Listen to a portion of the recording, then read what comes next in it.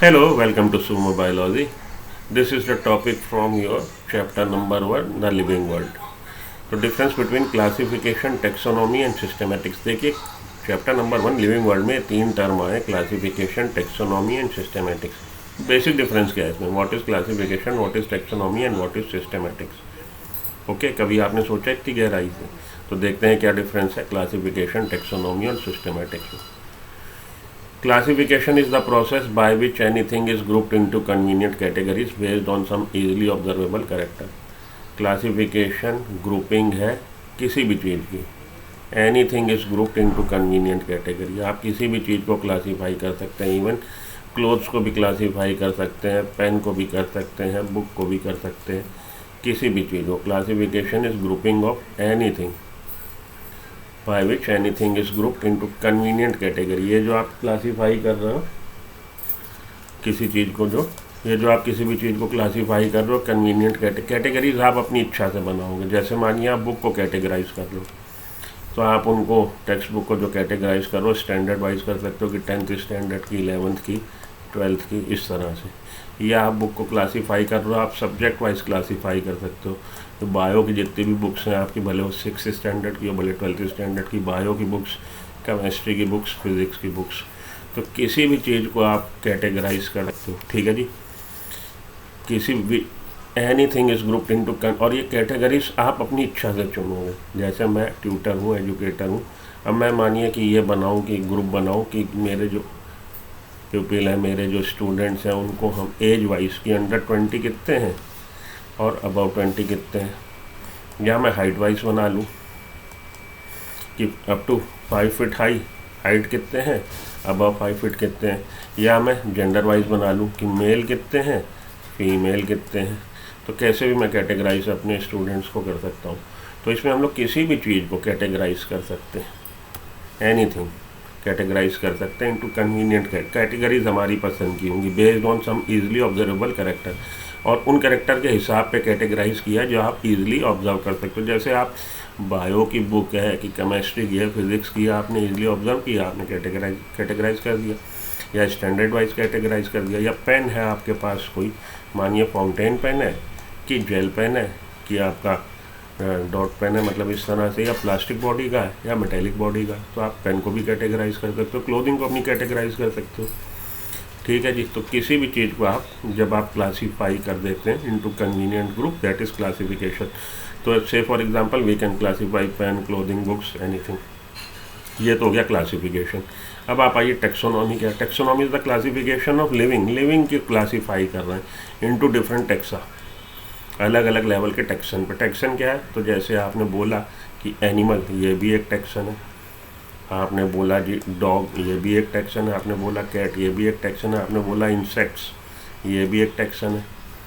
तो ये कैटेगराइज, ये जो कैटेगरीज हैं ये भी आपके ईजिली ऑब्जर्वेबल कैरेक्टर पे हैं, लेकिन इसमें हम लोग कैटेगराइज कर रहे हैं लिविंग ऑर्गेनिजम्स को. तो taxonomy is classification of living into different taxa at different level. Excuse me, sorry. जैसे इंसेक्ट एक टेक्सन है एक लेवल पे. उससे हायर लेवल पे क्या है? उससे हायर लेवल पे आपके कॉर्डेट हो गए, और उससे हायर लेवल पे आपके एनिमल्स हो गए. तो ये अलग अलग लेवल पे आपके टेक्सन है, अलग अलग लेवल पे कैटेगरीज हैं. जैसे बात करिए डॉग की. डॉग अपने आप में एक ग्रुप, एक कैटेगरी बता रहा. अल्सेशियन या जर्मन शेफर्ड या पामेरियन, तो ये भी अपने आप में एक कैटेगरी बता रहा. और एनिमल, ये भी अपने आप में एक कैटेगरी बता रहा है, लेकिन एनिमल हाईएस्ट कैटेगरी है, डॉग उससे लोअर है. और ये आपका कि वो पामेरियन है कि डर्मेशियन है कि पिटबुल है, वो लोएस्ट है इन तीनों में. तो जब आप क्लासीफाई करते हैं लिविंग ऑर्गेनिज्म को into different taxa at different level, अलग लेवल पे, बेस्ड ऑन देयर कैरेक्टरिस्टिक, तो ये कैरेक्टरिस्टिक पे बेस्ड है. In taxonomy we placed organism at different level of taxa, but these categories are pre decided. लेकिन ये जो कैटेगरी हैं कन्वीनियंटली फॉर्म नहीं है, यहाँ पे कन्वीनियंस से हमने बनाई है.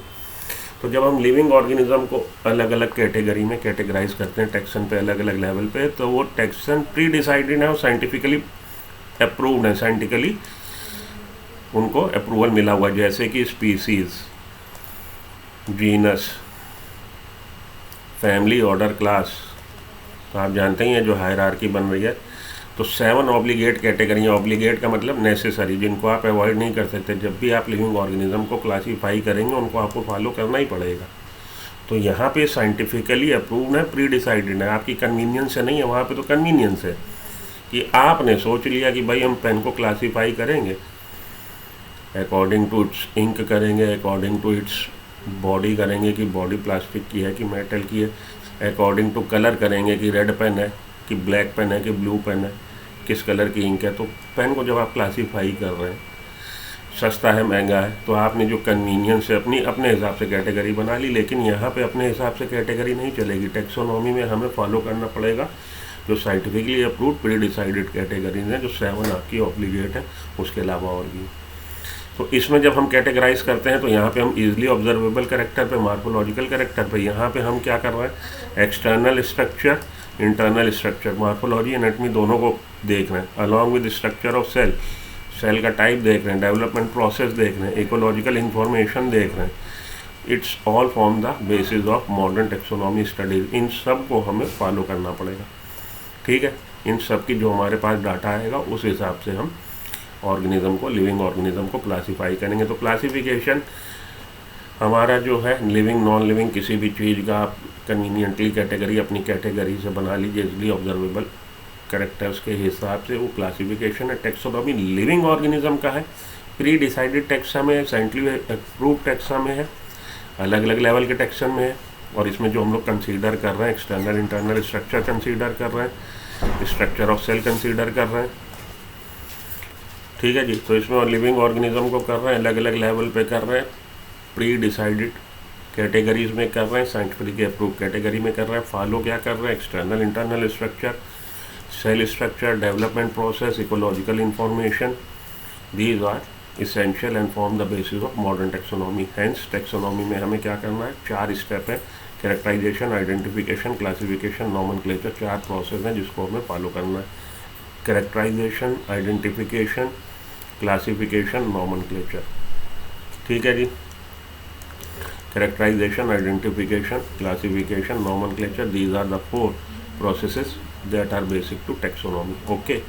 अब आइए आप सिस्टमैटिक्स क्या है। Systematics is derive from the Latin word systema, systema से ये वर्ड डिराइव हुआ है, which means systematic arrangement of organism, organism का सिस्टम से arrangement, excuse me, systematics take into account evolutionary relationship between organism. So when we consider phylogeny, and phylogeny is included in taxonomy, that is called systematics. जब आप phylogeny को भी consider करेंगे और phylogeny relationship को भी consider करेंगे तब आप सिस्टमैटिक्स उसका मतलब होगा। तो सिस्टमैटिक्स में living organisms are arranged in systematic arrangement, that is the systematic arrangement of organisms. Systematics take into account evolutionary relationship. What is evolution? Evolution आप जानते हैं क्रमिक विकास, जैव विकास।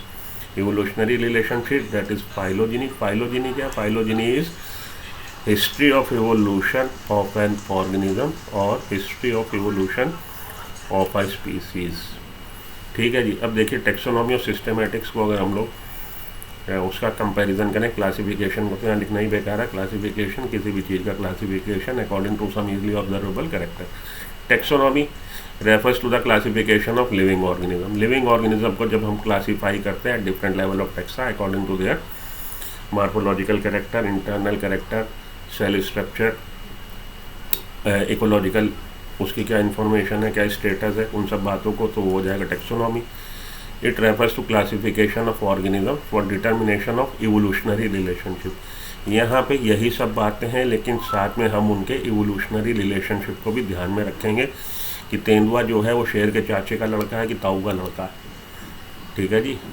भेड़िया और अल्सेशियन डॉग में क्या वुल्फ से इवॉल्व हुए आपके अल्सेशियन, तो ये उनका क्या रिलेशन है। जब इवोल्यूशनरी रिलेशनशिप को हम कंसीडर करेंगे, फाइलोजेनी को हम कंसीडर करेंगे, फाइलोजेनेटिक रिलेशनशिप को हम कंसीडर करेंगे, टेक्सोनॉमी में हो जाएगी systematics. Involve in the classification and naming of living organism at different level of taxa, ये जो आपको बोला।